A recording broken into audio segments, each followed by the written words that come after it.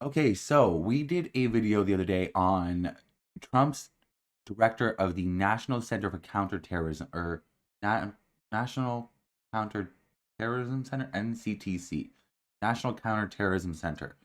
He resigned in a fashion that uh, is pretty much unprecedented in American history. No high-ranking cabinet official with this like high level security clearance has ever left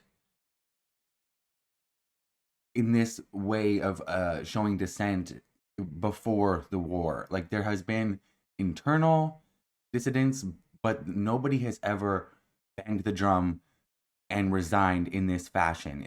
It's unprecedented. And now he went on Tucker Carlson, which I feel like part of me is like, was this coordinated? How did he get to rural Maine in 24 hours? I guess he got on a red eye. Like, okay, I don't know. It just confuses me. Like, immediately he was on Tucker, like, the next day.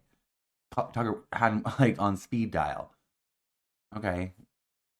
But he went on Tucker Carlson, and it's a 2 hour fucking interview. So I'm not going to fucking sit through all of it. I'm not going to make you suffer through all of it. But I did pull up some timestamps because he did say a lot of interesting things. And it is important to remember this dude is like a January 6th stop the steal type of guy. He has been associated with the Proud Boys. He is like a fucking weirdo. Like a broken clock is right twice a day, and this motherfucker, he's right on this instance, but I I don't trust him. Like I just don't trust him at all. And like he's like a conspiracy theorist. Like I, I don't. First of all, I don't even know how the fuck he got the role that he did. I mean, obviously it's Trump administration. They're all fucking weirdos, but the, he is not a completely trustable source. I mean, anybody who had anything to do with this regime is not to be trusted. You cannot trust any of them. But specifically, this guy, I just like take everything he says with a grain of salt. And I will say, it is brave what he is doing, and it is a heroic feat. But he is not a hero. This man is not a hero. He is, like I said, he is not a good person, and a broken clock is right twice a day. I'll keep on fucking saying it because it holds true. So he gets into it with Tucker about a few things.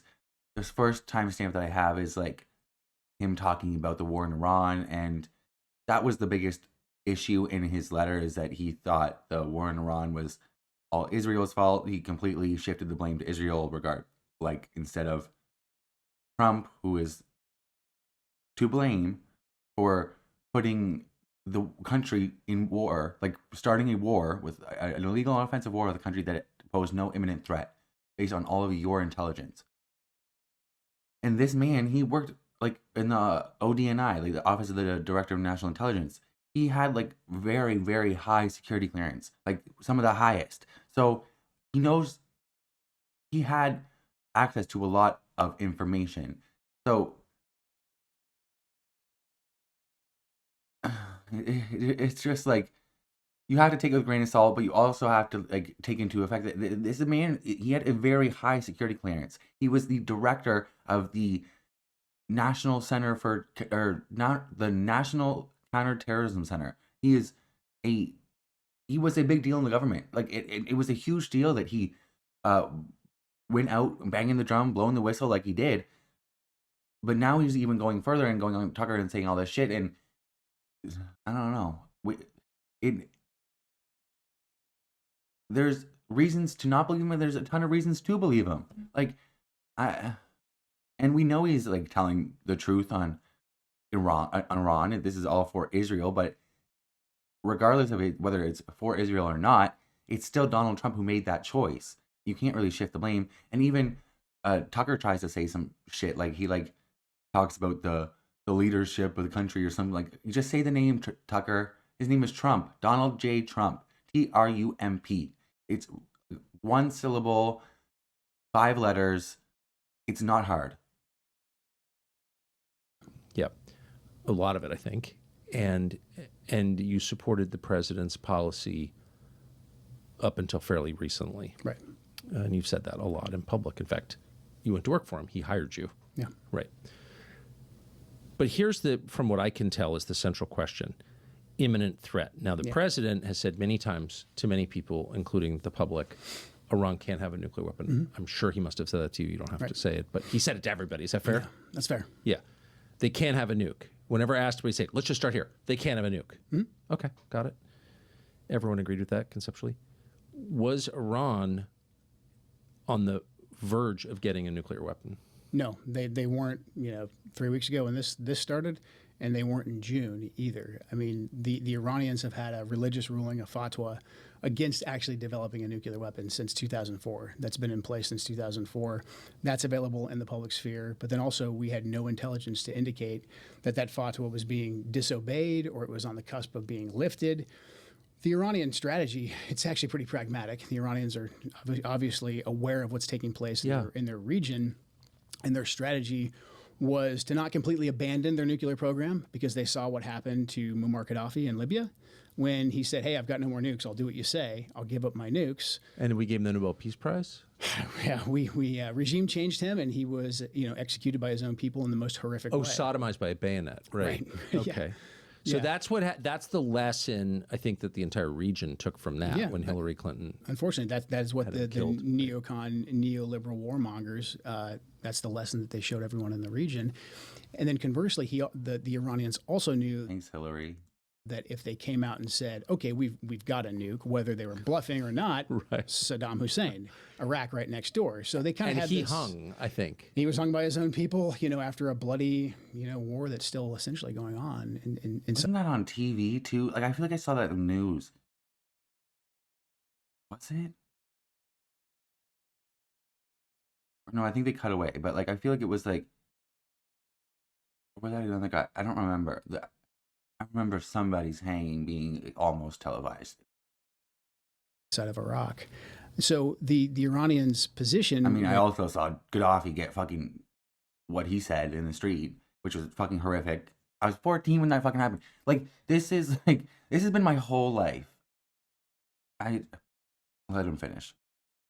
Viewed from the lens of the region was actually fairly pragmatic. They were preventing, themselves from developing a bomb, but they still wanted the ability. They wanted the ability to enrich. They wanted the ability to have some components so that they weren't completely stripped of it. And when we always assessed that they were either several months or a year, 2 years away from actually being able to develop a nuclear weapon. And that's not because the Iranians are stupid people. I think we can tell right now that the Iranians are anything but stupid. They had the ability, I think, that the brain power to actually develop one, or they could have simply traded a ton of oil with Pakistan or with someone else to actually get a nuclear weapon. They were not doing that. We had no intelligence to indicate that they were. Then why was... So, I've said all that, we've all, most leftists and people with their heads screwed on tight, even the more anti-Trump conservative crowd, everybody's been saying this. We all know this to be true, but it is important that this is the first time an official from the Trump administration has said anything to this effect. And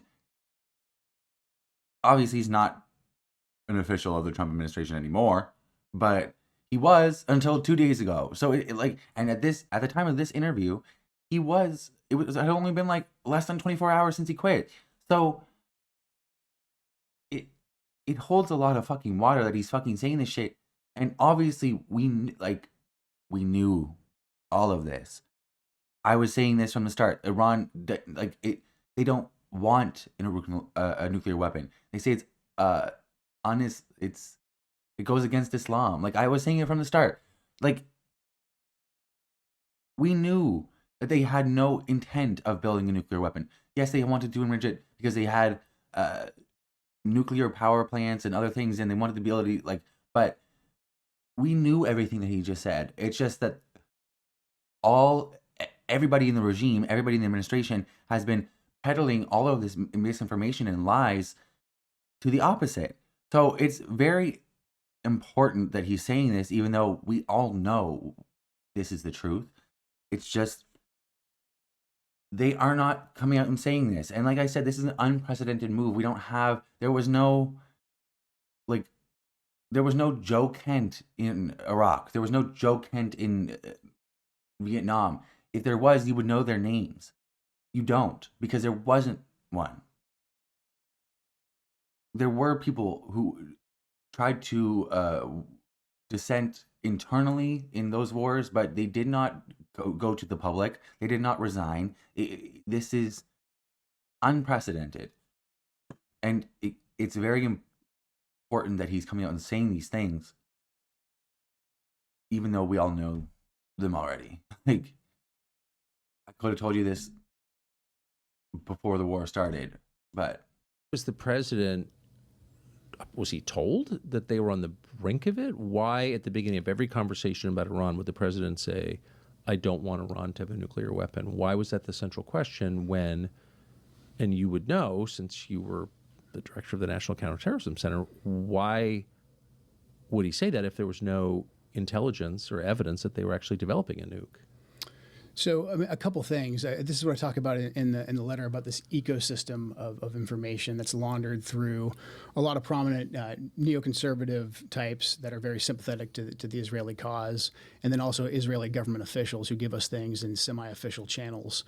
What they did was they created basically a shifting red line or a new red line. So that if the president's red line was Iran cannot have a nuclear weapon, we've actually got a lot of trade space in there for a deal to be made, because of what I just described with the Iranian policy. Essentially, the Iranians saying, okay, well, we don't want a nuclear weapon. Well, that means we basically are at a point where we can start negotiating and we can come up with a deal. And the president is a fantastic deal maker. So if your goal is to move us away from any kind of deal and your goal is to move us into a conflict, you have to shift. If he was a fantastic deal maker, why didn't he make one? Like, this dipshit. Like, God. You can see, like, there's such a big cognitive dissonance in these people because they are in a cult. They don't understand, like, they can't, their logic and reasoning, their morals, their principles are like screaming at them, no, like, this is wrong. But they cannot place the blame on who is actually at fault here because it's their cult leader. He can't blame Trump. Trump is the one who holds the cards. You said it in your fucking resignation letter. It was like the last sentence. You hold the cards. Like, wake up. You like, these people need to deprogram something, watch some cult documentaries, figure your shit out, go to therapy, something, because you need to, like, it's him. He's the issue here. He is the commander-in-chief of the military. Just because Israel is going to do something doesn't mean that they control the government. Like, he's beholden to them for some reason, sure, but that's his choice. They don't have some magic wand where they're hypnotizing people. Like, and I'll give it to you that, like, yes, he's 79, he's demented, and it's probably easy to walk that duck off a fucking cliff. But this motherfucker, like I said, he's 79 years old. He's not a child. Like, if he is the most powerful person on earth, the president, then he needs to act like it. Every single president for the past 40 years has told Benjamin Netanyahu to go kick rocks. Go fuck yourself. We're not going to war with Iran. They don't have nuclear weapons. Obama made a fucking deal with the Iranians. He had a nuclear deal. Trump tore it up. We would not be here if Donald Trump didn't tear up the nuclear deal that Obama made just because he hates Obama. Like, you need to, like, actually, like, deprogram. There's, Jesus fucking Christ. That red line. And that's where a lot of this, I would say, what became a de facto U.S. policy of Iran can have no nuclear enrichment. It was laundered through a lot of the different talking heads, Mark Levin, Mark Dubowitz. You've got the Foundation for the Defense of Democracies, you name it. Washington, D.C. has plenty of pro-Israeli lobbyists who will come and say those things, who will publish think pieces on it, who will go on the media, who will run, op-eds in the Wall Street Journal to talk about this. you didn't list a single person. You didn't not one of those people works for the regime, is part of the military, works for the Pentagon, works for the ODNI. Like, what are we? All of those people are talking heads on TV. Mark Levin has an influence over the president?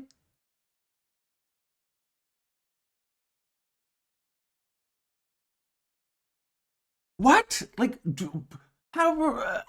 What? Like, 25th Amendment, this motherfucker. What the hell is going on? Hello? You impeached Bill Clinton for a fucking blowjob.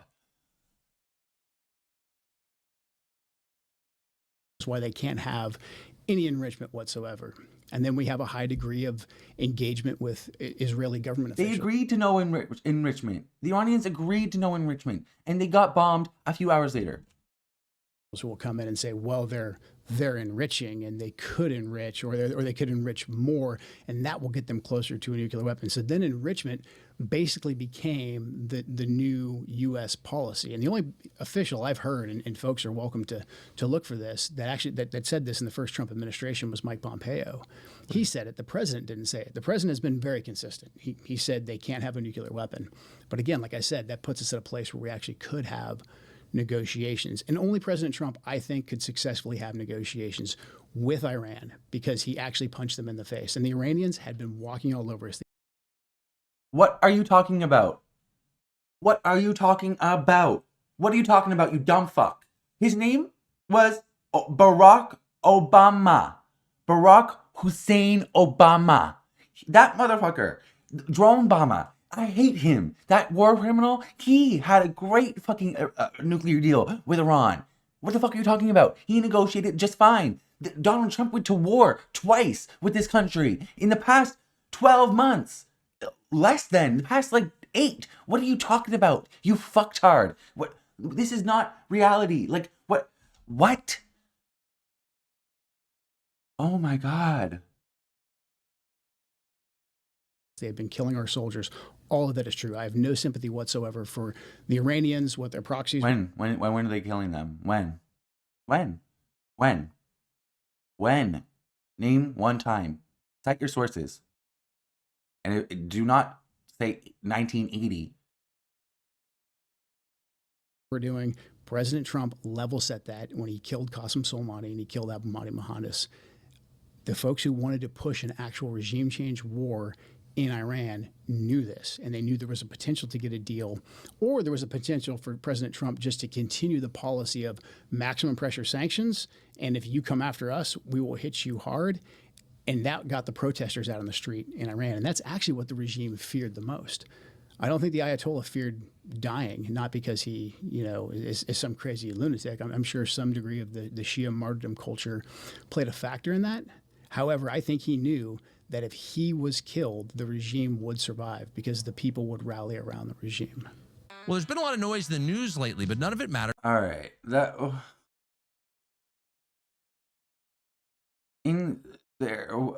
There was a whole lot of bullshit mixed in with a whole lot of truth. Like that. This is the problem with these like right wingers who have like some correct takes. Like they will sprinkle in hard, like cold hard truths with some crazy bullshit conspiracist wild shit. Like I don't even know how to define it. Like Candace Owens is very, very good at this. She'll be on a roll saying like really, really good, really good, really good, really good. And then like the next, it will be like two to three comments and it's really, really good. You're like, wow, okay. She actually gets it. She gets it. She gets it. And then she'll say something crazy like Harvey Weinstein was innocent. And it was all a fucking like psyop on everybody. And he was crucified for no reason. And you're like, how did we get here? It's crazy okay. Anyways, I have another fucking, oh my God. Like they infuriate me so much. They need to go to cult deprogramming school or something. We need re-education camps or something. I don't know. I don't know. I'm gonna fucking go to the Che Guevara's grave and resurrect him with a fucking voodoo spell or something. I don't even fucking know. Put all of those together. Because again, without Israel's influence, would all of this have happened? Would the Iraq War have happened? Maybe, but they heavily lobbied for it. I mean, Benjamin Netanyahu, you can pull up tapes on YouTube. Like the guy was lobbying heavily back in 2002 for us to do regime change in Iraq, and he has stayed in power ever since. Ariel Sharon, who initially was the PM. That is true. That's true. You can see it. There's videos of him at the UN talking about yellow cake and shit. Like he was heavily part of the propaganda to invade Iraq. He salivated at that too because he's a bloodthirsty war hawk, genocidal maniac. So it just goes to show how terrible of a person that demon is. It isn't really even a person. In the lead up to the Iraq War, initially was against it because he wanted us to focus on Iran, but then towards the end he got on board as well. But the Likud party that's in power and has been driving Israeli politics now for most of my adult life, they were heavily in favor of the regime change war in Iraq, which again led to Shia domination, led to the rise of ISIS, led to the rise of Al-Qaeda, and then heavily fueled the Syrian civil war. So again, this country, Israel, who they can be a good partner in some regards. I'm not anti-Israeli. I've worked with the Israelis. Again, very competent intelligence service, very wonderful people, but they have different objectives than we do. So to put them in the driver's seat of our foreign policy and to let them dictate Concept of Israelis being wonderful people.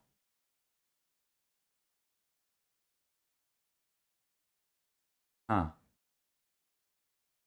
I disagree. I do. Any Israeli worth a damn left. They're all gone. They're gone. They left because they looked around. They're like, wow, these bitches are fucking crazy, and they left. And now it's like 85% of the country is just a bunch of demons because they love the fucking apartheid. They love to see Arabs die. They love to see Palestinians get slaughtered. They enjoy seeing it. We did one of the Iran war updates that we did on this channel. We looked at videos of people going down to the bomb bunkers in Tel Aviv, and they were literally like laughing and smiling and like having a good time. They just did not care. Like they have been raised in this vicious apartheid, and they've been so propagandized and so brainwashed to the point where like they're almost to the point of no return. And like I said, every Israeli worth a damn left. There's quite a few Israelis that I have interact with like parasocially and stuff, and like where I follow or have listened to their speeches, blah blah blah, and they're great people, but they left. They left long ago. They left years ago. It's most of the people left are just bad. Like it's just the truth of the matter. our foreign policy is a disservice to the American people.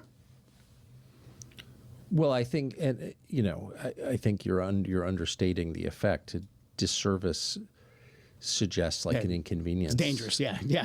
Now we're looking at bankruptcy and death and collapse of the dollar and like lots. And I'm not blaming Israel. By the way, I'm not blaming Israel for any of it. I'm blaming supine American leadership that takes this. Right.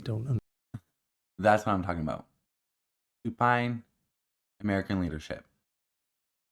So saying American leadership is just taking it on their backs. Who? Tucker? Who? Name them. Because like, I would like to know, bitch. Do I need to come down to Maine and smack it into your fucking head? You know the name. You propagandized for him 3 times. You like stood behind him and told your viewership to go and vote for him 3 times. You got fired for lying for him.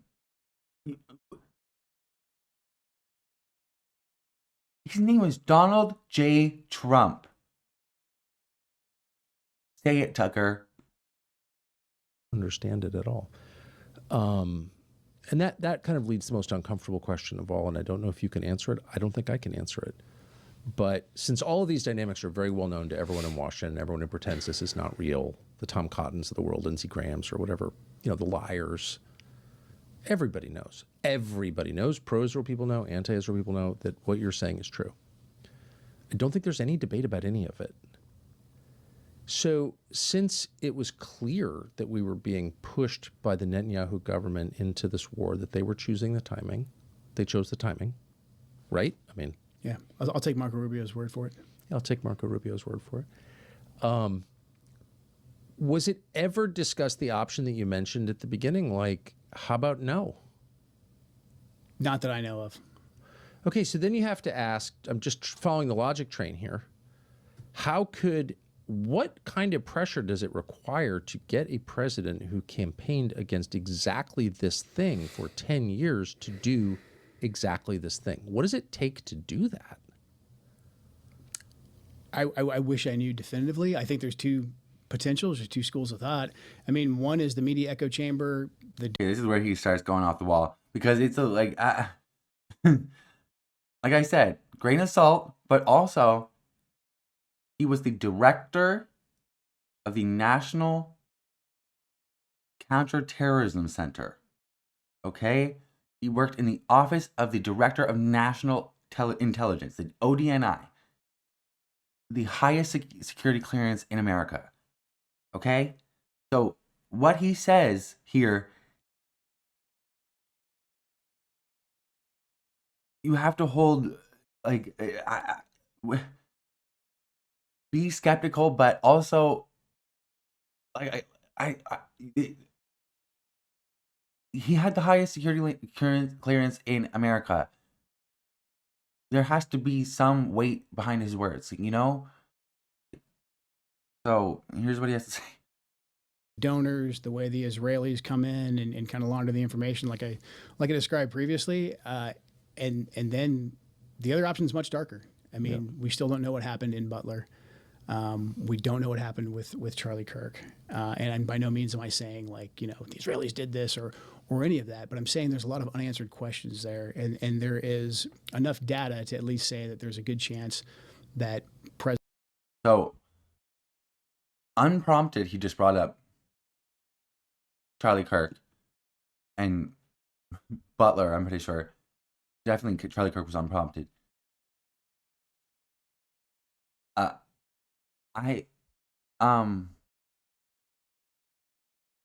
So what he's hinting at, and he's about to go into, is that there's a possibility that Charlie Kirk was murdered by Israel, maybe, and then because of his anti-war stance, and he had the president's ear, and he was also connecting that to the Butler, Pennsylvania shooting, where the Trump assassination, the fight shit, where he got, like, his ears pierced.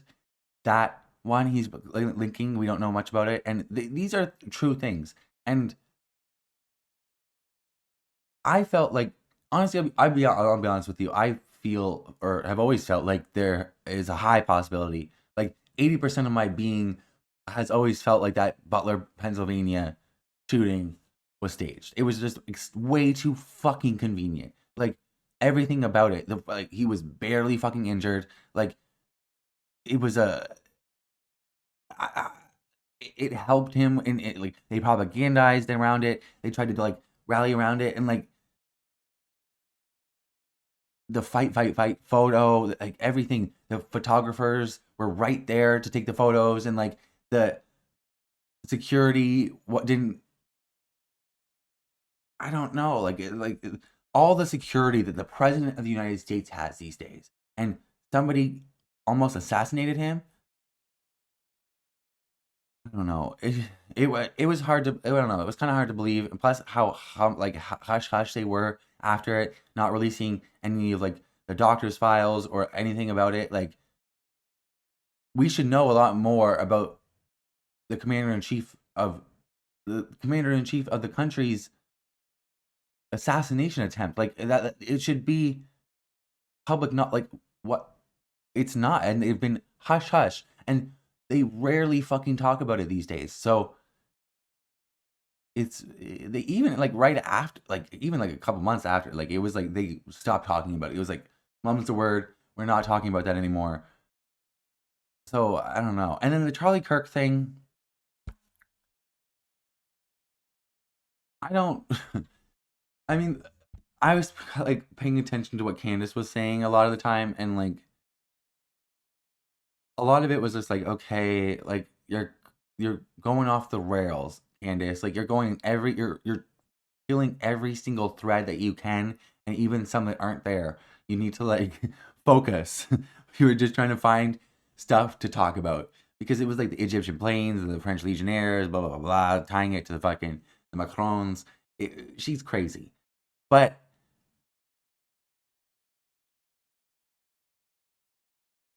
Benjamin Netanyahu coming out and doing a fucking press tour before Charlie Kirk's body was cold, talking about how, oh no, I did not kill Charlie Kirk. Charlie Kirk loved Israel. You must praise Israel. Like, that was fucking weird. And if he had anything to do with it, that's exactly what I think he would do. So that was fucking weird. Eric Kirk is a fucking weirdo. Like, it's all weird. And even like right when it happened, when I first got the notification that Charlie Kirk was shot, it literally said that Charlie Kirk was shot at Utah University. It did not say it was like a deadly shot or shot in the neck or blah blah blah. It just said he was shot. So when I first clicked on the notification and I went to go look, I thought he was like shot in like the arm or like the shoulder, maybe like the stomach.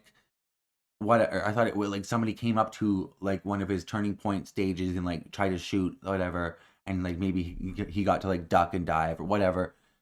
I did not assume that it was going to be a sniper rifle murder from 200 yards away. Like that what happened was insane. And then I go on Twitter to see what's going on, what people are saying, and you see the fucking video of that motherfucker's neck getting deleted, and you're like, what is going on?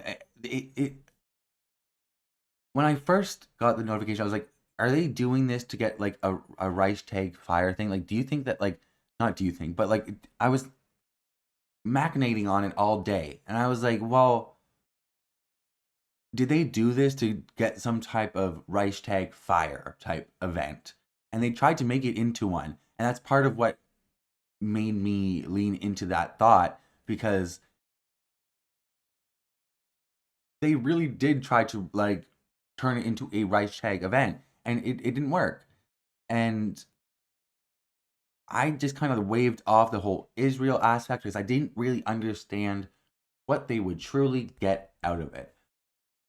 But this is the, like I said, this motherfucker's conspiracy theorist, January 6er, associated with the Proud Boys and even some other white nationalist group that I didn't even know the name of, like some patriots, some bullshit, I don't know, bunch of incels. Anyways, but he was also, I'll say it again, he was the director of the National Counterterrorism Center, Office of the Director of National Intelligence, ODNI, highest security clearance in America. Okay? So his words have weight. Like, you have to take them with a grain of salt, but they also have weight. Like, it's a very fine line that we have to walk with trusting this motherfucker. Because you can't really, but we have to at least take into account what he has to say. President Trump feels like he is under threat. We're not allowed to ask, basically, was there any linkage between what took place with Asif Merchant, who was recruited by the Iranians to come to America to recruit proxies to kill President Trump. The FBI put a confidential human source at him. All this is public now. This is all out there in the open. And he's arrested, and then 2 days later, a sniper takes a shot at President Trump. We think Merchant and the we know the CHS was talking about the human source that the FBI put at Merchant. They were talking about, hey, we could kill the president potentially with a sniper rifle. But then they arrest him 2 days later. Butler happens. And Crooks, according to the official narrative anyways, is an enigma. We don't know anything about him. We can't get into his devices. If we did get into his devices, maybe there's nothing there. No more questions are allowed to be asked about Tom. There's not a single device on this planet that you can't get into if you have it. Like, you're the American government. You have the highest tech on the planet. There's no device. Like, also, what kind of encrypted fucking spyware would he have to have that the American government couldn't get into it? The FBI. The Patriot Act gets pulled out when the president, his life is threatened. They could literally tear this motherfucker's life apart. This is just not the truth. It just does not add up. Thomas Crooks. The DHS IG is currently being blocked from investigating Butler as well. That's out in the media. That's all well known. Your investigative journalist found that Crooks did indeed have an online persona, quite an online extensive footprint, one. and he was talking Yes. to people. So Yes. it's like, why aren't we investigating this? You know, I mean, if An attempted murder of a presidential attempted candidate? murder of a presidential candidate, and then there's another assassination attempt. There's been multiple public breaches of President Trump's security over the last year.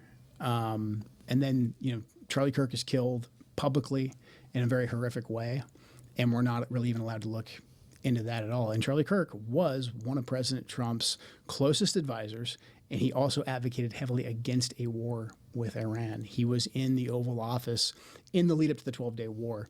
I wasn't particularly close with Charlie. He was very gracious to me when I was running for Congress, very, very supportive. So we knew each other. And the last time I saw Charlie Kirk on this earth was in June in the West Wing, in the stairway. And I said hi to him, and he looked me in the eye, and he said very loudly, and it's a small, you've been in the West Wing, it's Yes. it's small, it's a tight space. And he said, "Joe, stop us from getting into a war with Iran," very loudly. He was single-minded. And he walked off, and he went, I believe, into the Oval.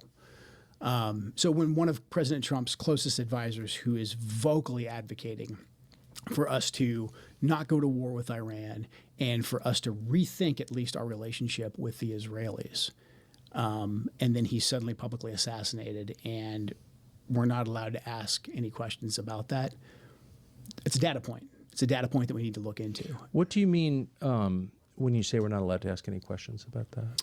We've been told that this individual, Robinson, is a lone gunman, and maybe he is. But the investigation that I was a part of, the National Counterterrorism Center was a part of, we were stopped from continuing to investigate. And the FBI... I will say, I wasn't full. I feel like, I don't know,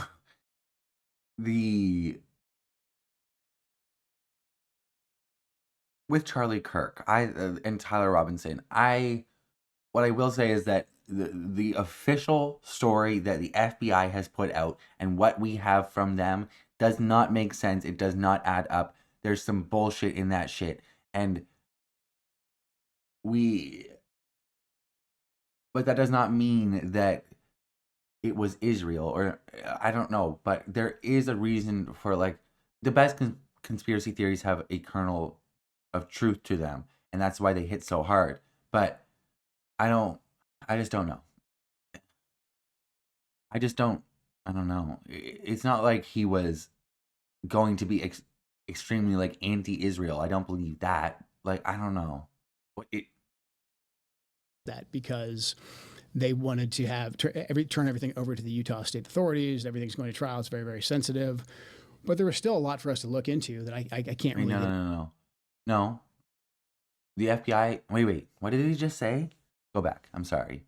That because they wanted to have turn everything over to the Utah state authorities. Everything's going to trial. It's very, very sensitive. The federal... It's being federally prosecuted with the FBI took over the case. That's not... But there was still a lot for us to look into that I can't really get into, but there was still linkage for us to investigate that we needed to run down. And I'm not making any conclusions. I'm not saying No, I don't think you are. because of this happened. I'm not saying that at all. I'm just saying there's unanswered questions. We know the pressure because of the text messages that have been made public that Charlie was under a lot of pressure from a lot of pro-Israel donors. And again, we know Charlie was advocating to President Trump against this war with Iran. And we knew at the end of the 12-day war, at the end of Midnight Hammer, that the Israelis were going to come back and ask us to go back to war again. Right. So we have a lot of data points between Butler, the assassination attempts against President Trump, the breaches of his security, what happened to Charlie Kirk. Can I just ask you to pause on the Charlie Kirk because it upsets me to me too. hear what you're saying, to be reminded that he was murdered, but also to hear you confirm what was reported in the media several months ago, that your office had been blocked from investigating his murder. That does not make sense to me. I don't understand why you would ever turn down help in an investigation from a U.S. agency with a lot of experience in gathering intelligence on things. That's your job. The FBI will say, and the DOJ will say, that because it's an ongoing case, it's a Utah State case, that back off, they've got it. They've got a smoking case. They've got the fingerprints on the gun, and they've got the kit. But the FBI was involved in the case. The FBI was involved. The FBI's basically said that they're deferring to Utah because it's now a state case. But they've established a precedent for federal investigation of this crime. Yeah, and the National Counterterrorism Center's mandate is to investigate any foreign ties, to see if there's potentially any foreign ties. If we don't find any foreign ties, we back off. What I'm saying, without getting into too much detail, is there was more for us to investigate. You believe there was reason to investigate foreign ties to Charlie Kirk's murder and were told by the FBI, DOJ? FBI and DOJ, yeah. No, you're not allowed to investigate that. Stop. It's done. They basically cut off our access to be able to get into that information. And look, I didn't even say necessarily that I believe there's 100% foreign ties. There were data points that we needed to investigate. I mean, I think anybody who's even looked at any kind of police investigation, you get 100 leads, you run them down, and 99 don't mean anything. This is crazy. This is fucking crazy, dude. Like, okay, yeah, I've been saying it the whole time. Yes, he's conspiracy theorist, but it's still fucking crazy that this motherfucker is director of the fucking National Counterterrorism Center, and he ODNI, high security fucking clearance in the land. This motherfucker is out here saying that there's reasons to investigate Tyler Robinson for foreign ties. What the fuck are we talking about? Did Charlie? Oh my god. Did Bibi Netanyahu actually have that gummy motherfucker murdered? Oh my god.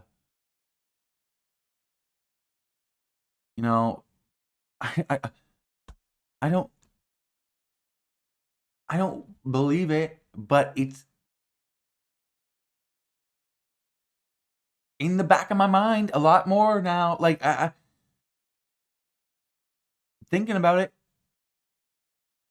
We still had a lot more leads to run down that pertained to some kind of a foreign nexus that we were stopped from investigating. And, that just strikes me as inconceivable that could happen.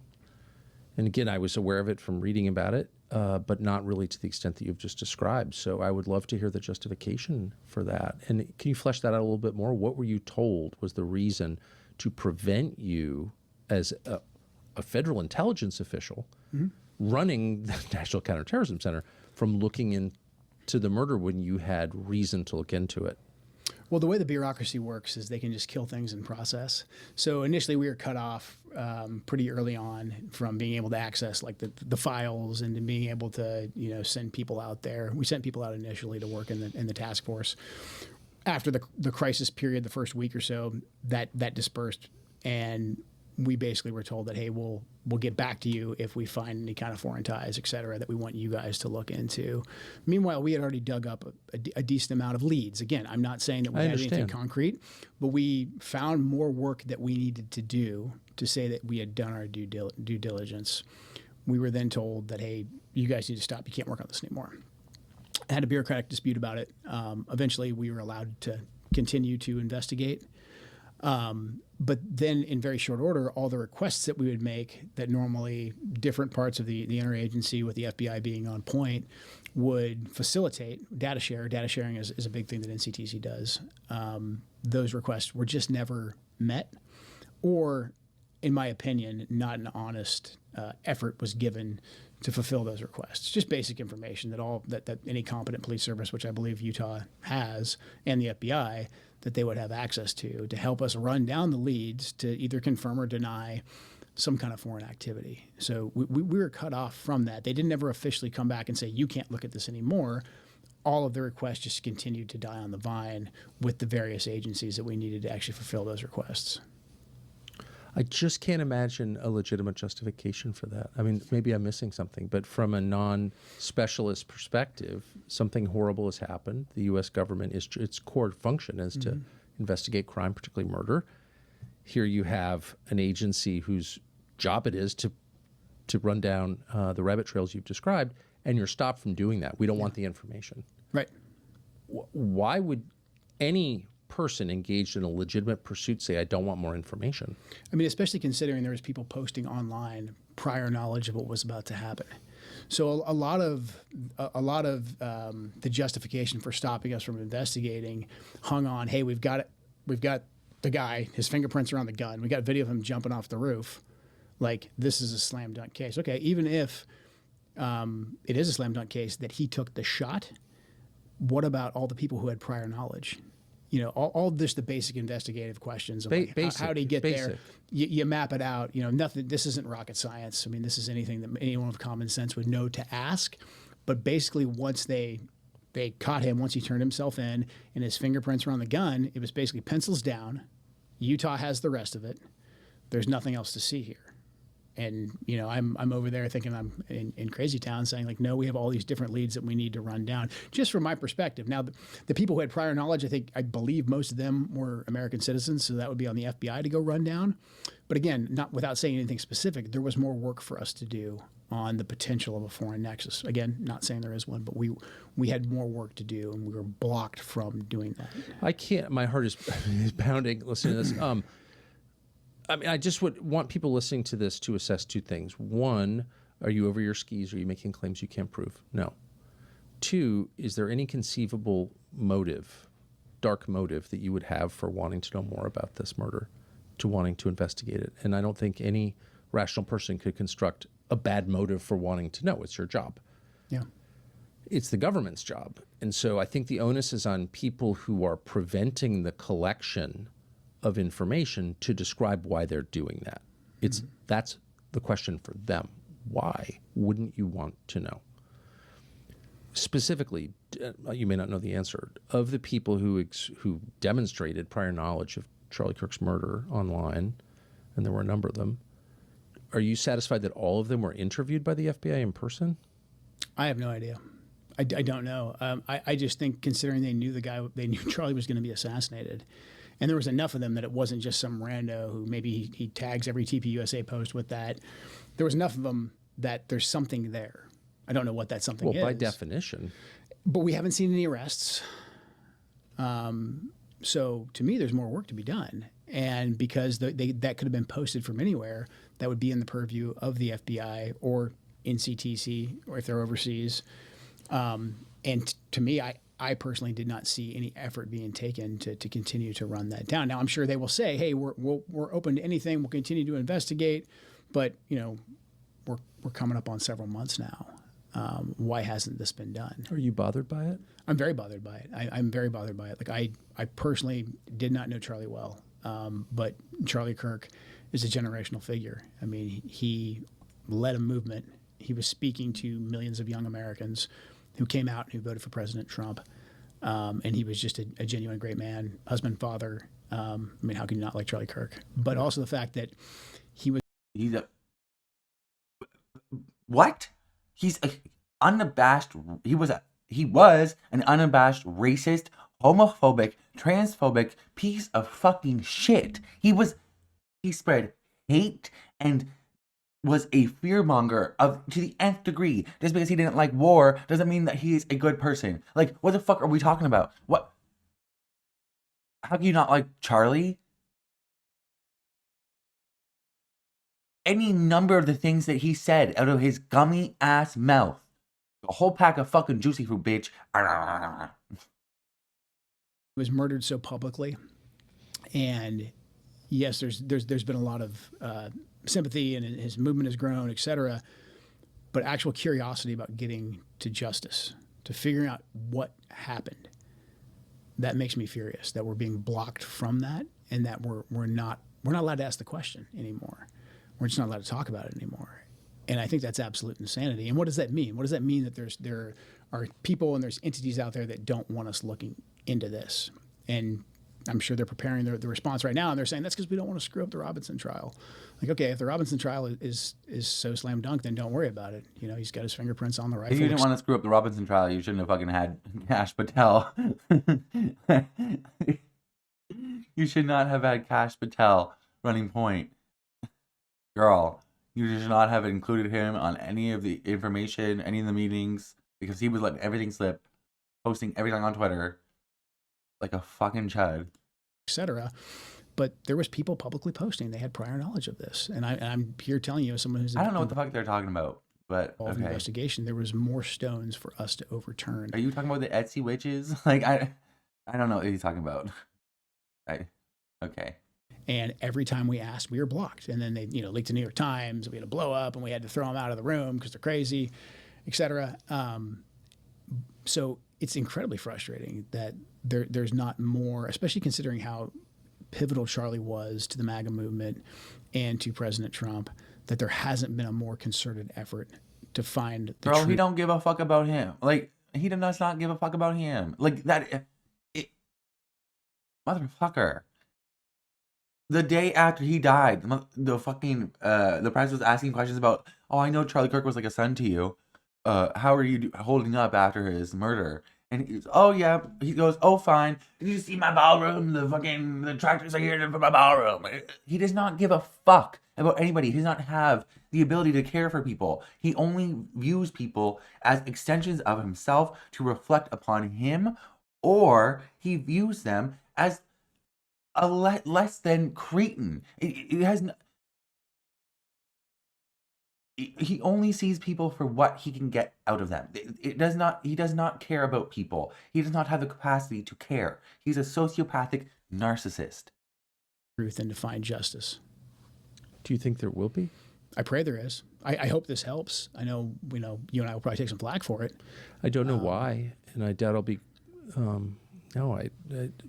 Yeah, it's at a certain point. I've really tried not to say anything about it because I don't know the answers, but I want them to be found because I believe in justice and because I love Charlie. And but I think everything you have said, may be dismissed as crazy or evil. But tell me how.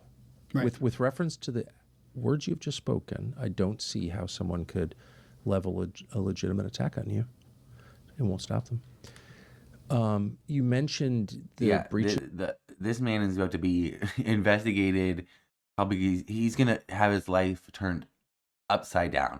We're going to talk about it in a minute, but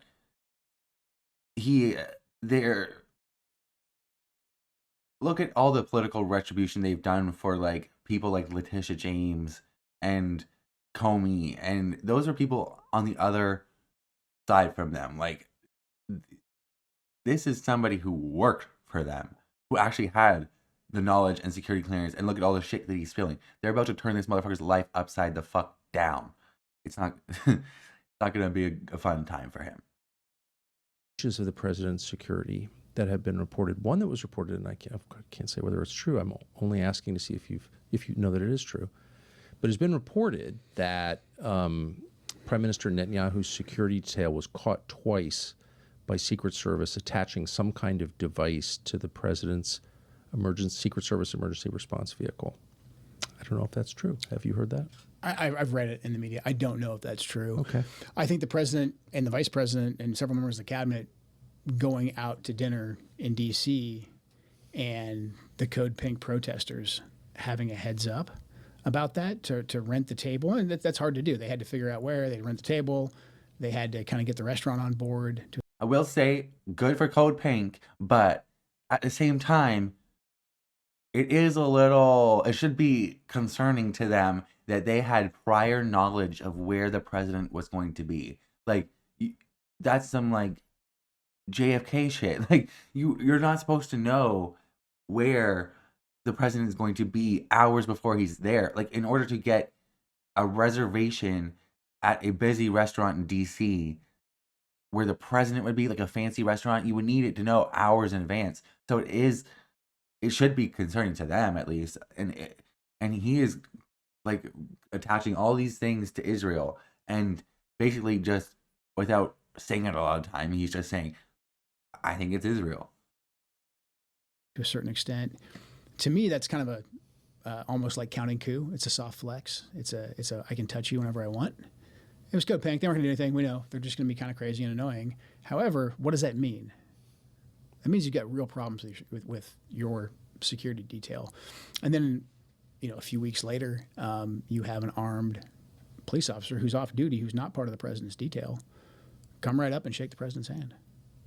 And the guy's probably patriotic American, whatever. He probably just wanted to shake the president's hand legitimately. But that got a lot of publicity. And what does that mean?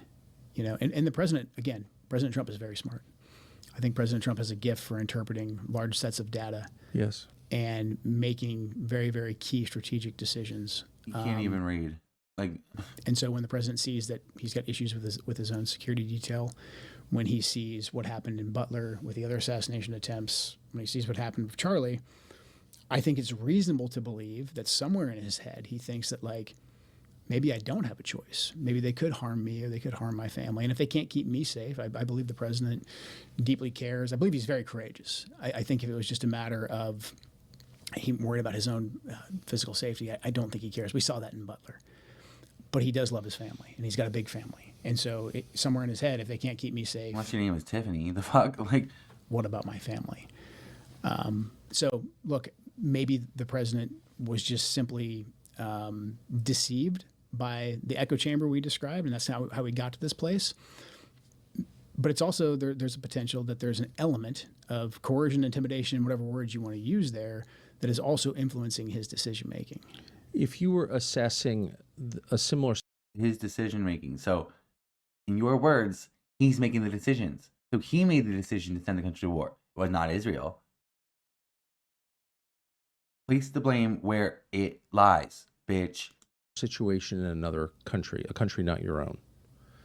And you, as an expert on these questions, which obviously you are, I gave you the same data set you've just presented to me. And I said, would you say that's just crazy even to bring that up as a possibility? Not at all. I mean, when you map out those data points, I would just say this moves from being a possibility to potentially, depending on how you look at it and interpret it, this could be a likelihood. It would be something that I'm sure that we would debate rigorously, but nobody would dismiss it altogether. With all this data, it's not nothing. It's something that has to be looked into. Is it being looked into? Again, I don't think it is. I think that with Butler, your investigative journalist found more about crooks than the entire government. And the response I received from the FBI was so hostile that it confused me, and it still does confuse me a lot. It confuses me a lot since I didn't approach the question with anything like that in mind. I mean, we put this documentary out. We got information. The information you described, we got a lot of his online activity, which we've been told didn't exist. And this was not an attack on the FBI. This was, of course, during the last administration with a different director. So this was hardly a partisan hit job. This is the president of the United States, who I campaigned for and voted for and have liked for many years. So 3 times. It's not an attack. Mm-hmm. And the response that I got was hysterical. Yep. That's not an overstatement. Yep. And it confuses me. Yeah. Have you had experiences like that? There was a level... It was staged, Tucker. There's a very simple solution. He staged it. He wanted people to rally around him and oh wow, he took a bullet for us. Blah blah blah blah. It was just an ear piercing. It was staged. It was theatrics. Just hostility coming from really the FBI. And some of it, I think, is just rivalry. Why are you looking over my shoulder? I got this. I'm very familiar with that. I mean, we're the same way in the military, so I got it. I'm sure that's right. Totally, I totally get that. They were treating like you were in the Air Force kind of thing? Yeah, exactly. Hey, what do you know? We're the FBI. Gotcha. But, we had a role to play, and the way that we were aggressive. There is jurisdiction in turf wars within these agencies, but for the most part, people are open to help. As long as they're the ones who get the caller, at the end of the day, they are open to help a lot of the time, especially from different agencies that have different areas of expertise than they do, because they just spend their days doing this specific thing, like this stuff. So like most people within these agencies will accept help when the time comes. Aggressively blocked from that. I found the hostility to be above and beyond what you would think that you'd find with just typical, rivalry, bureaucratic rivalry, turf wars, those types of things. Some of that was at play, but the level of like, you cannot look at this. And then for them to escalate it, to attempt to get us kicked out of the case, that to me was very surprising. Same thing with Butler. When we first started asking questions about Butler, I thought, because especially that happened under the Biden administration, that, hey, we would come in and we would get the truth, because, the previous administration really screwed this thing up. And there just wasn't curiosity there. There wasn't curiosity, and there wasn't a tolerance whatsoever for us going after just the key questions of like, hey, did the informant that you had that was interacting with this guy, Rashant, was he in communication with anybody in Butler? I mean, basic questions to ask. Again, this is nothing that's going to blow any investigator's socks off. Just those basic questions. Like, no, the two aren't related. Like, you can't talk about it. You can't ask any of those questions. Even when we found data that needed to be looked in. Yeah, I mean, they would say at the time, like, well, the Merchant case is ongoing, et cetera. Like, we can't interfere if that case is over.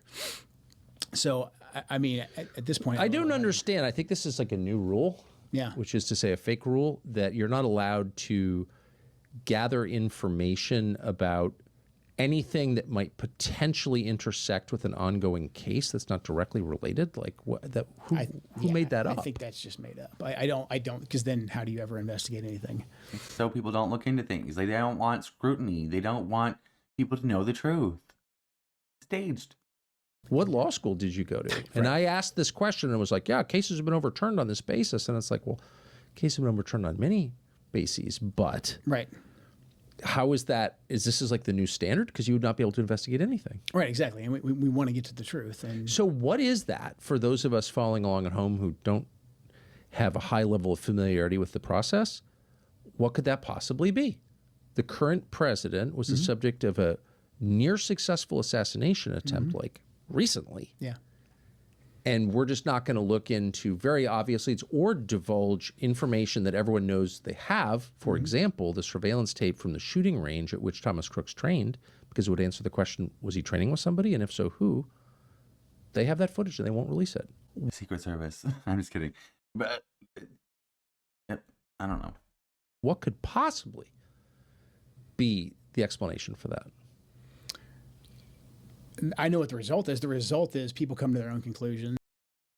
This is what I was holding out for. This is I'm going to turn it back 10 seconds. What he's about to say is very important. Won't release it. What could possibly be the explanation for that? I know what the result is. The result is people come to their own conclusions, and this is where like crazy conspiracy theories come from. And then those conspiracy theories usually are easy to debunk or make the people saying them sound crazy. So then the actual question never gets answered. Right? I'm sorry. Can you say that for people who haven't lived in Washington? Okay, I try to explain this to people all the time because this has been ongoing since at least the Kennedy assassination. But this is a very serious and reoccurring thing. It's a tactic. And you just explained it better than anyone I've ever heard. Can you just do that again if you can recall it from memory? Yeah, I mean, so basically you give no information whatsoever on something that's obvious that there should be information. Like you outlined, like there's potentially footage of Crooks at the shooting range. Again, Police 101, go get the tapes. Let's figure it out. If you don't want to address that question, then you go silent on it and you say, you can't ask that question, which then creates people who come out of kind of nowhere and they start drawing their own conclusions. Right. Candace Owens. Knowing the way the internet works, I mean, half of them, if not more, are probably going to be so far off in left field and made by legitimate kooks or bots that then you can just be like, oh, these people asking these questions about that tape at the video range. It's space They're aliens. All crazy conspiracy theorists. They say it's a UAP or whatever. And so then you've just, diverted all attention away from the thing that you're trying to conceal. And now everyone's focused on the crazies. Man. And then This is a very true thing that like for him to be admitting this is very fucking. He was the director of the National Counterterrorism Center. That was it. That title is a big deal. Okay, him admitting this is a big fucking deal. We all know this to be true. They go silent on an issue that we all know there's like should like he said we all know that you should have information on this and you should be able to make it public, but you're not. Why? And then all the fucking loudmouths come out of the fucking crazies and start talking about how some bullshit fucking like the bullet moved in a fucking different direction. Like talking about Egyptian planes and French legionnaires and all this fucking bullshit, and you're like, well, I don't want to be grouped in with these conspiracy theorists on working two sides of Psycho Street. Like, I don't want to be grouped in with them, so I'm gonna like be like, okay, whatever. I'm just not gonna deal with that. Like, that's crazy. I'll just defer to the official story because the official story is a lot less crazy than Egyptian planes and French legionnaires and Charlie Kirk is a time traveling mutant. Like. Like, for all Candace did to like point the finger at Israel and like try and investigate this, she also shot herself in the foot just as much because like you cannot just pull every single fucking thread because this is what fucking happens, and you actually inadvertently helped the cover up. Like. This is what's so bad about conspiracy theorists. Like, you obfuscate the actual truth of what's going on when there is a clear, like, story that we could probably make if you didn't go off on all these different off ramps that just go to crazy town. Candace? The second someone asks a legitimate question, they're crazy. I hope everyone watching will just clip that tape and keep it on your phone and replay it every day, because that is one of the primary ways that the intel agencies and federal law enforcement influence public opinion, influence elections. That's the way they influence the perception of what's going on. I mean, look at what fucking happened with Epstein. The QAnon people were fucking right. There was a kernel of truth to it, but they went crazy. They went on way too many off ramps, talk about pizza orders and the fucking pizza. What's that fucking pizza place called? I don't fucking care. Pizzagate and all that bullshit. Like, they took it way too far, went off in crazy fucking weird, like Hillary Clinton and all the fucking Hollywood elite. No, but there actually was a group, a cabal of pedophile elite billionaires trafficking children. It just was over here, and they pointed you towards these crazy conspiracy theorists to make everybody feel like they were a conspiracy theorist if they believed it. This is what happens like all the fucking time because they like it's crazy, and this is part of the reason that Alex Jones has inadvertently been so helpful to the American government because of like almost all of the shit that he used to say has come true, and he has gone so crazy off the deep end that he doesn't even realize. Like you cannot just have a life going off and pulling every single fucking thread when there's a very obvious long one right here that you can just keep on pulling. Like you can't go in every single direction. You need to choose a path, and conspiracy theorists cannot. They need to try and find just like the most unbelievable thing because they need to try and make it true, and they want to be right and prove that they're right, even though that like you could just look at the facts and find out what's going to happen or what did happen. You don't have to make shit up. But more than anything, it's the way that they hide their own behavior from the public. Yeah. So at the beginning of the administration, I think it was it was January 23rd, was like right after the inauguration, the president issued an executive order calling for the total declassification, release of all documents relevant to the assassination of President John F. Kennedy. All right, so that's all I wanted to show you guys. But like, this is just fucking insane. Like I keep on saying, and I said like 100 times this video, this man, Joe Kent, he is a January 6ther. He was associated with the Proud Boys. He is a Stop the Steal guy. Like, he is a hardcore mega Trump voter. So it does hold a lot. There's part that's like, that makes me feel like he's crazy, and then you can't trust him. And then there's the other part of like, well, it kind of says more that he's going against this regime because he is such a cultist, a mega cultist, but he's not fully going against the regime because he's not actually calling out Trump and placing the blame on who actually is to blame. And then you also have the fact that he was a high-ranking official in the cabinet of the president in the ODNI. Like that, there's a lot of different things to remember, but at the same time, this is fucking crazy. Like, what? If there's any kernel of truth to half the shit that we just reacted to today, like, it's insane. Like, what? And we know that there's a ton of truth to what he did say, but there are paths that, like, we don't know for sure. But the fact that the former, until 2 days ago, less than 48 hours ago, the director for the National Counterterrorism Center is saying all of this is fucking crazy. It's just fucking crazy, okay? Like, I don't even know how to assess it. And I just don't know what to, I don't know. So now this motherfucker it came out today. Joe Kent is being investigated by the FBI, and the investigation for a possible intelligence leak, which who knows if he did leak something, and if he did leak something to do with the fucking war in order to tell the public and warn us, then, like,